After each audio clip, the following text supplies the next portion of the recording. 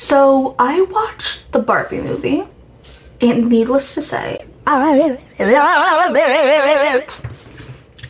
so the Barbie movie came out last year in 2023. Finally watched it.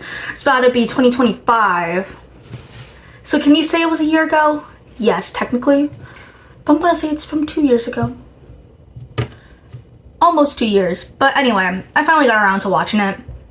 Of course, we all know about the Barbie movie, about the trends of dressing in pink. I love that trend because now with every new movie that comes out, people are dressing up to go see it, and I feel like we should do this forever. It's like so much fun just to go to the movie theaters, dressed up as your favorite character. That's like finally got turned into a movie, like the Five Nights at Freddy's movie and stuff like that. It's such a fun thing that I think we should like all continue on doing. It's just a cute little thing, I think. Anyway, my expectations for the movie. Hello, Lily. But my expectations for the movie was high. I like to say because of all the TikToks and everything.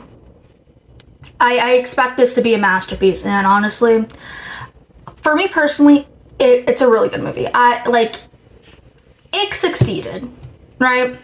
But my expectations for the movie is that I truly thought there's going to be the old school Barbie movies of Princess and the Pauper, Fairytopia. Man, I thought Bibble was going to pop out somewhere being you know, like that's what I truly thought was going to happen. It didn't, sadly.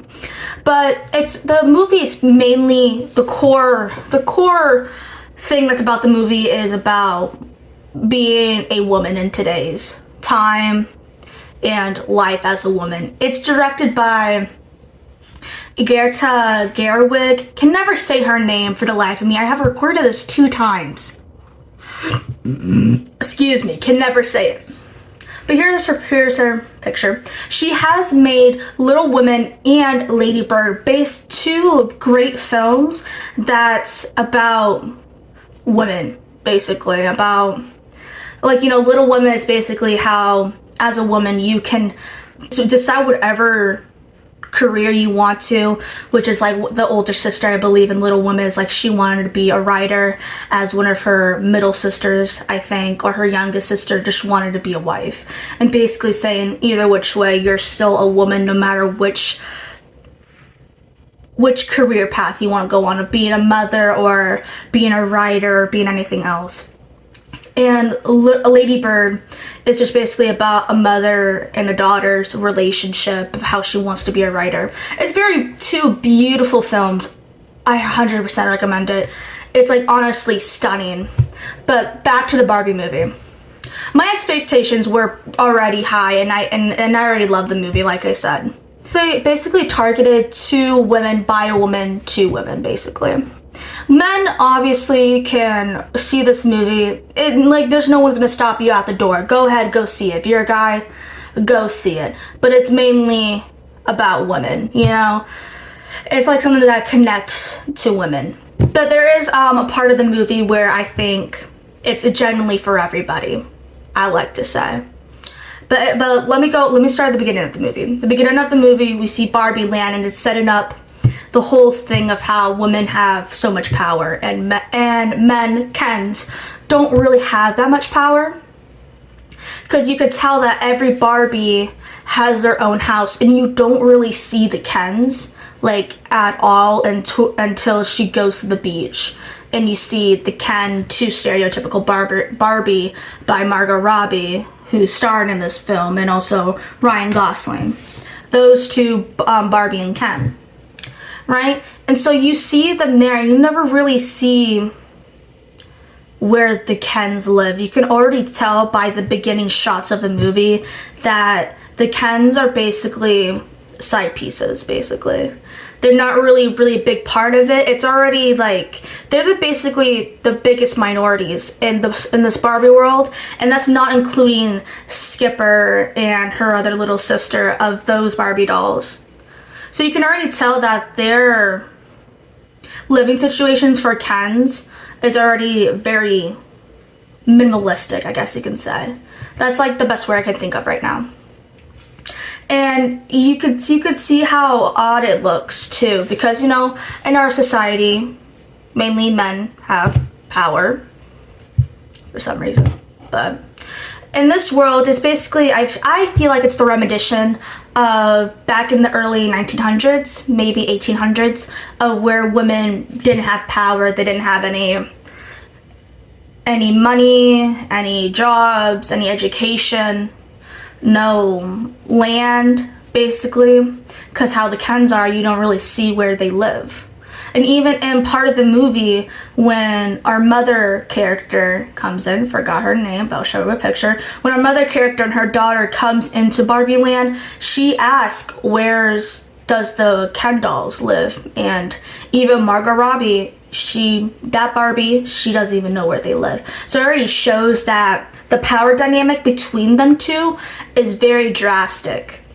So now you know like the dynamic between the Ken and the Barbie dolls. Then there's also a lot of lore to the girls, to the kid that's playing it. It's mostly girls.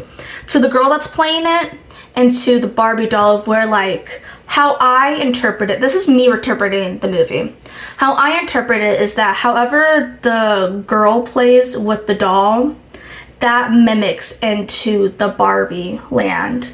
But whatever the Barbie does doesn't mimic into her world, which is basically the main plot of the movie, of it having basically a rip in the time continuum or whatever, of how her playing with her is making her become human, because Barbie was becoming more emotional, actually having human feelings, which is you know, as a Barbie, you don't feel like that, because in Barbie Land, every day is a great day, you know?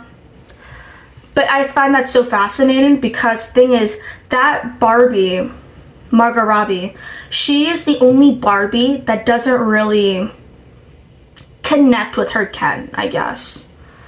Because with every Ken and Barbie, you see how they have a somewhat relationship or friendship or something. Like they definitely connect to each other, except Margot Robbie and Ryan Gosling, where they're very completely opposites, of where Ryan Gosling wants Margot Robbie's attention all the time and she's just not giving it back, and she's only focusing on the other Barbies.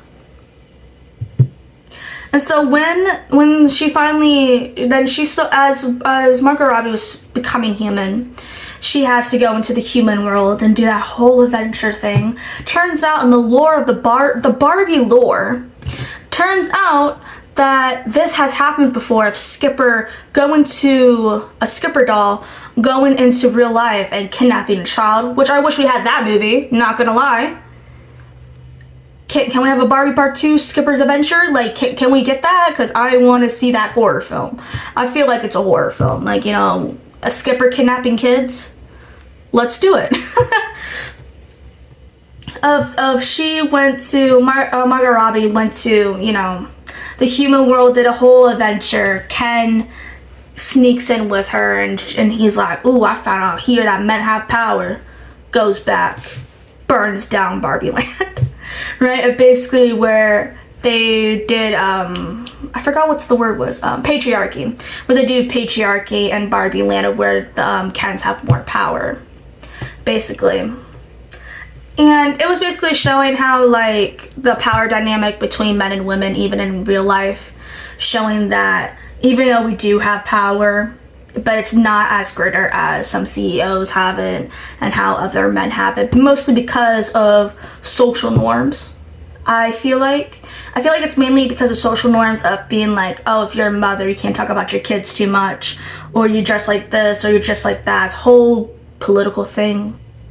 But anyway, it's a whole thing of the power dynamic between men and women, and it shows there how, like, women struggle in today's time. Obviously, it's different from freaking 600 BC times, you know? Obviously, it's gonna be different. It's just about today's world, basically. But either which way, Hakuna Matata. Freaking Barbie and her gang freaking came back, got their land back. But now actually they actually are now equal, how they're equal in our world, basically, of where Kens do have power, but it's much as power as a woman, basically, of where obviously they're gonna have setbacks and everything, obviously. But that part of the movie was very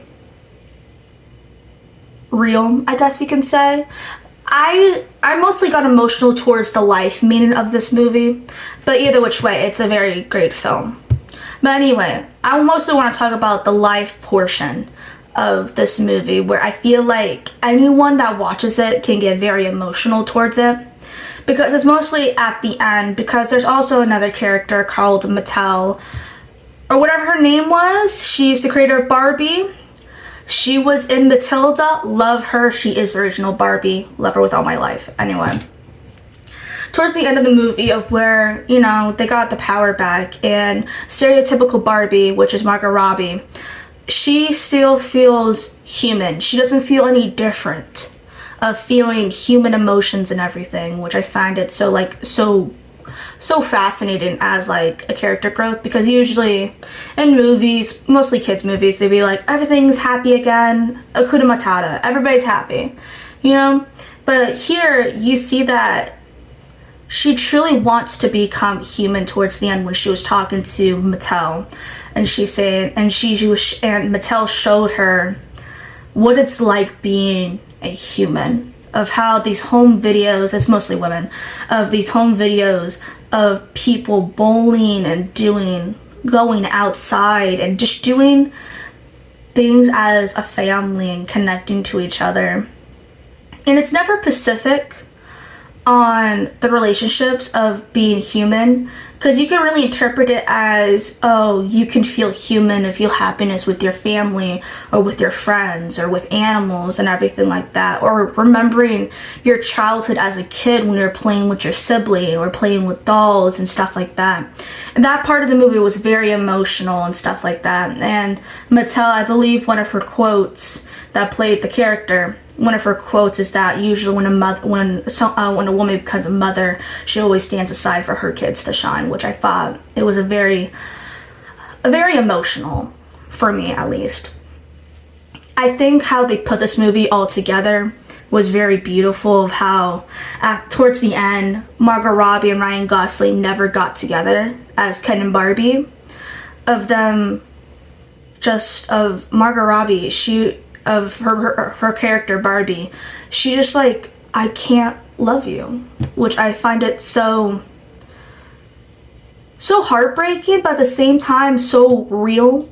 And I think that's where people are mostly going to connect, mainly going to connect in this film, of where, like, you can love somebody so much, how Ken was loving Barbie, but sometimes you truly would not get that same affection back. And it's so heartbreaking, but at the same time it's so human, of where you can't help it.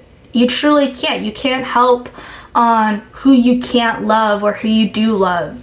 And it's so heartbreaking, but it's so human, and I love it so much. And it also was showing the life aspect of how sometimes you're not extraordinary as other people. Sometimes you are stereotypical Barbie. Sometimes you're just human. And it's okay just to be normal for a day. You don't have to be extraordinary some days. And I find that so emotional and so raw, which I think it's, and how they have, how the director displays this, I feel like she did it so perfectly. Including the editors for this movie with that montage of the home videos was absolutely stunning. It was stunning. I love it. As a whole, I give this movie a 9 out of 10. It deserves all the rewards it got and all the press it got. It's truly a really great film, but this is my movie review. And most of the time you did see my cat licking herself. Look how cute she is.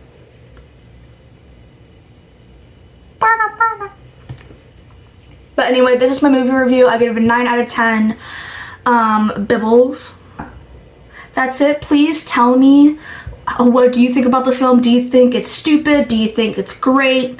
Did you cry? Did you not cry? Did you piss yourself, you know?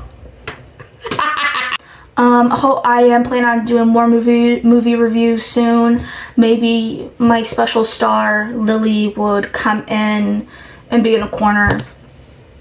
But that's it. Thank you so much for listening. I'm Alyssa Donis. Bye. Like and subscribe.